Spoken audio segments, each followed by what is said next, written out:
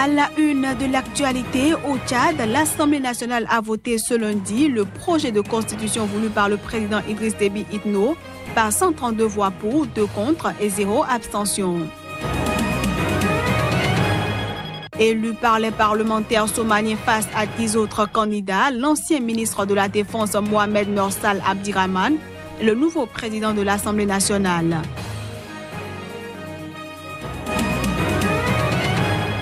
Et puis au Soudan du Sud, le Comité international de la Croix-Rouge a annoncé ce lundi que 10 travailleurs humanitaires enlevés la semaine dernière ont été libérés.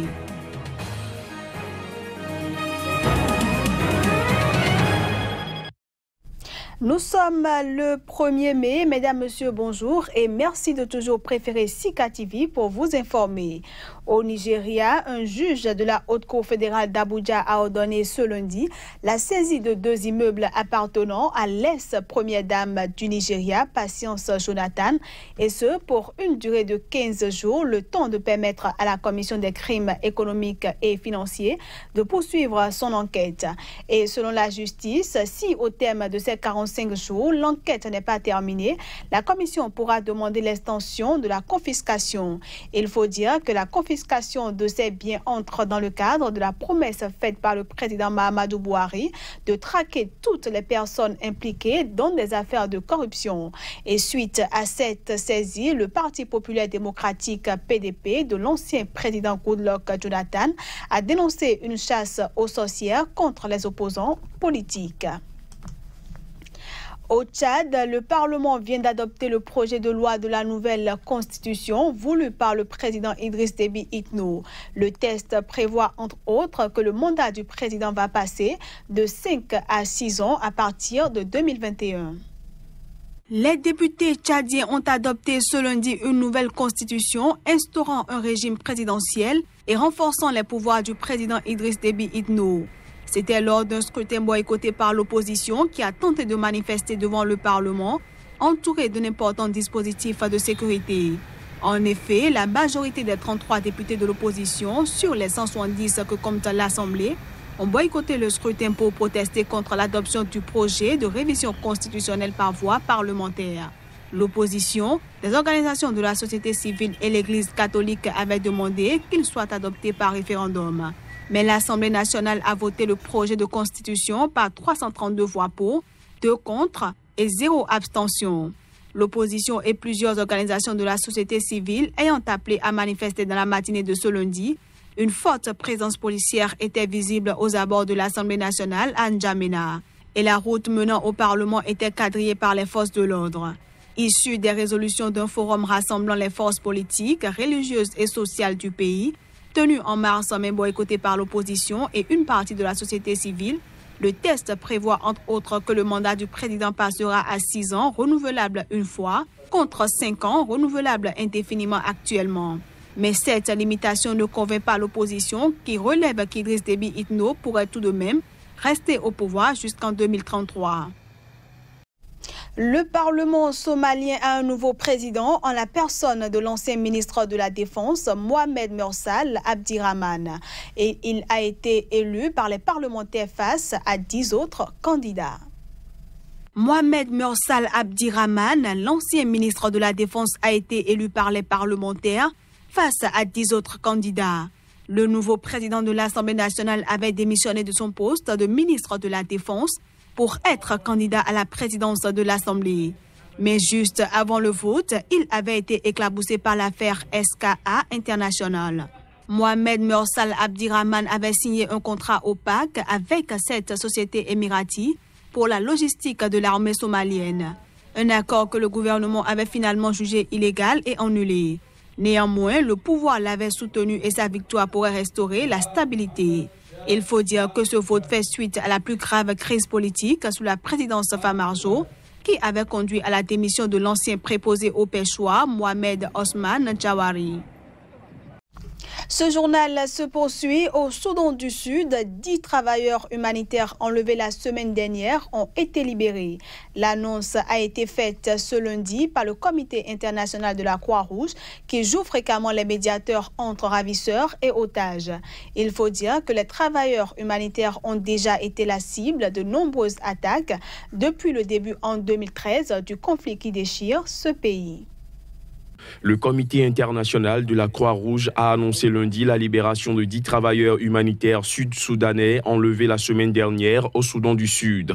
Les 10 travailleurs humanitaires, tous de nationalité sud-soudanaise, sont employés notamment par l'OCHA, l'UNICEF et des ONG. Le Bureau des Nations Unies pour les affaires humanitaires OCHA avait annoncé jeudi que 10 travailleurs humanitaires étaient portés disparus et présumés kidnappés après l'attaque de leur convoi dans le sud-ouest de ce pays en conflit. Le convoi avait disparu après avoir quitté mercredi matin la ville de Yei, située à environ 150 km au sud-ouest de la capitale Juba. Selon l'OCHA, il s'agit du deuxième enlèvement de travailleurs humanitaires par un groupe armé depuis le début du mois d'avril. À travers un communiqué publié lundi, l'OCHA a accusé un groupe d'opposition armée d'être responsable de l'enlèvement. Le groupe rebelle SPLA-IO a pour sa part admis que les travailleurs humanitaires avaient été retenus pour avoir pénétré dans une zone sans aucune autorisation. Selon le Comité international de la Croix-Rouge, les 10 otages libérés ont été transférés à Juba.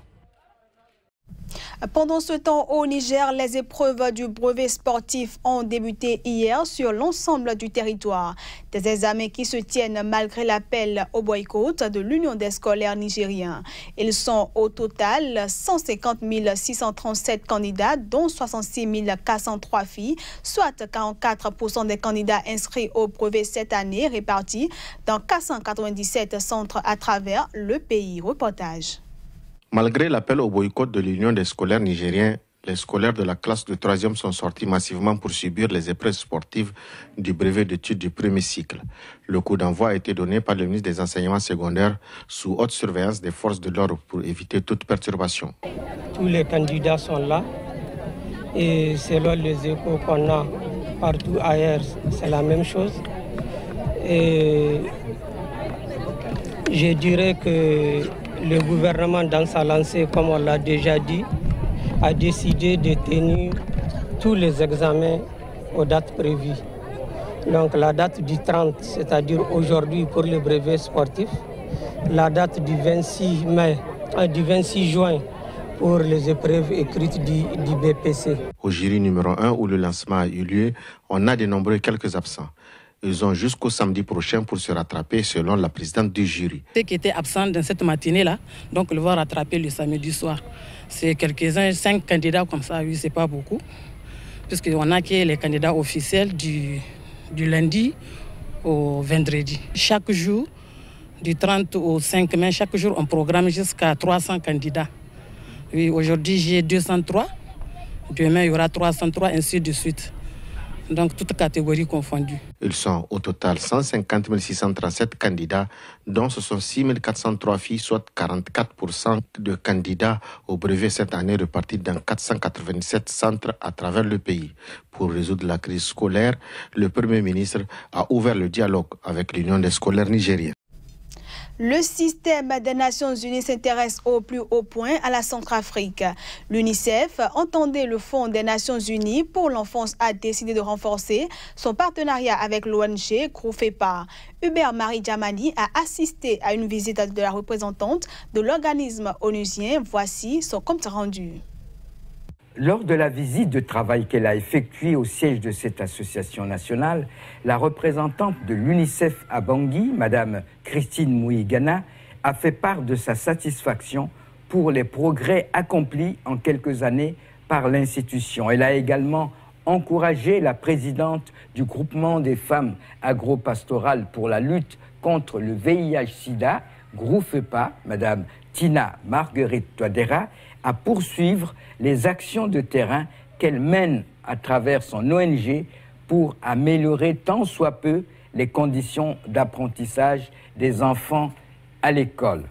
Une institution nationale à forte assise au niveau communautaire, qui a qui a une connaissance, qui a une appréciation, qui a une empathie pour la population, pour les enfants de Centrafrique, qui nous aide à nous assurer que ce que nous apportons au système éducatif correspond à la réalité des besoins et de la situation des enfants. La visite de Mme Mouigana lui a permis d'évaluer les activités réalisées par le groupe FEPA dans le cadre de son partenariat avec l'UNICEF. Des activités concernant essentiellement la distribution de matériel didactique aux écoles publiques.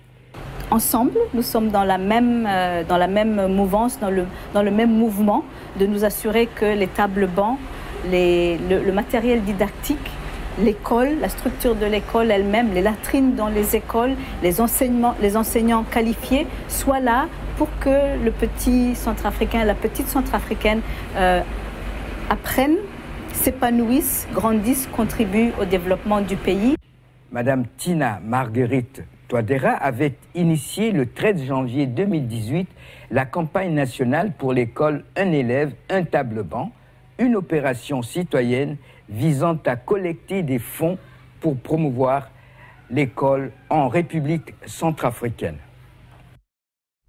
Et puis toujours en Centrafrique, une alliance de 9 partenaires sous la direction de l'ONG Cordet offre des services de santé, des droits sexuels et reproductifs dans des contextes fragiles.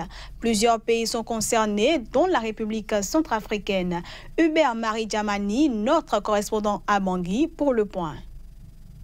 Parler de sexualité et des droits y afférents n'est pas facile pour les jeunes. Parler de sexualité et des droits y afférents dans des situations de fragilité et de conflit est encore plus difficile. Les maires des 8 arrondissements de Bangui et le représentant de l'ONG GROUFEPA participent à une réunion pour mieux s'imprégner du programme initié par cette alliance. C'est un programme qui vise en fait à apporter aux jeunes un paquet d'activités et d'informations afin qu'ils soient en mesure de faire des choix éclairés. Donc c'est un programme qui est mis en place en réponse justement à la situation sanitaire préoccupante dans laquelle les jeunes sont confrontés. Jeunes S3, c'est-à-dire Jeunes Santé, Sexualité, Sécurité, est un vaste programme qui couvre les nord et sud Kivu en République démocratique du Congo, la région d'Alibori au Bénin, les régions de l'extrême nord et de l'est au Cameroun, Bangui et Mbaïki au sud de la Centrafrique. L'objectif de Jeunes S3, c'est de s'assurer que les jeunes sont aptes, motivés et ont la possibilité de faire des choix éclairés concernant leur santé et leurs droits sexuels et reproductifs et que ces droits soient respectés. La sexualité reste un sujet tabou. Dans de nombreux centres qu'on a eu à échanger avec nos pères jeunes, je prends l'exemple de centre de santé scolaire et l'hôpital Bédé. Il y a beaucoup de jeunes filles mères, beaucoup plus à l'hôpital Bédé. Et parler de la sexualité, c'est vraiment pas facile pour eux. Le programme Jeunes S3 estime que l'accès aux informations et services relatifs à la santé et des droits sexuels et reproductifs est un droit fondamental afin que tous les jeunes puissent avoir une vie saine et faire des choix sûrs et en toute liberté concernant leur avenir. Et voilà, mesdames, messieurs, ce sera tout pour cette édition que je vous remercie d'avoir suivi.